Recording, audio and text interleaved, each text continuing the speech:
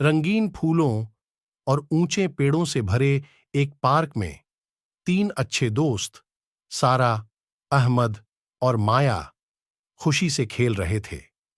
जब वे पर्ण संवेदियों को पीछा कर रहे थे तो उनकी हंसी हवा में बह रही थी। जब वे पार्क का अन्वेषण कर रहे थे तो सारा ने एक छुपी हुई राह देखी जो घने जंगल में जा रही थी। उनकी आंखों में उत्साह की लकीरें थीं जब वे उत्साह से देख रहे थे। एक साझा साहस के साथ उन्होंने राह का पीछा किया और जंगल के अंदर गहराई में जाने का निर्णय लिया। जब वे और ज्यादा घने जंगल में आगे बढ़े तो उन्होंने पेड़ों के बीच एक जादुई द्वार पाया। इसे सजाया गया था और इसमें अंदरूनी खोज और चमक है। उत्सुकता के साथ वे द्वार के पास आए जो उनके दिल में उत्साह और डर भरी हंसी लाया।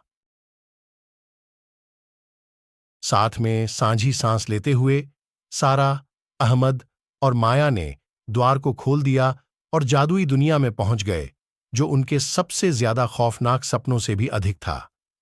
वे खुद को चमकीली नदियों, बोलने वाले जानवरों और वायु में रहस्यों के पेड़ों से घिरे हुए पाया। यह एक आश्चर्य और मोहित जगह थी। जब वे जादुई खेत में सफर करते हुए थे तो सारा, अहमद और माया कई चुनौतियों का सामना करते हुए नए दोस्तों के साथ गहरे बंधन बनाते गए। हर रोमांच से जो उन्होंने पार किया वे और भी अधिक मजबूत हुए और साथ ही अपने अनुभवों से ज्यादा समझदार बन गए।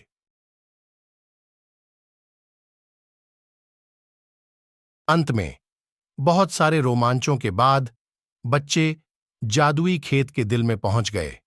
वहां उन्होंने एक छुपी हुई खजाना पाया जो उज्ज्वल प्रकाश से चमक रहा था।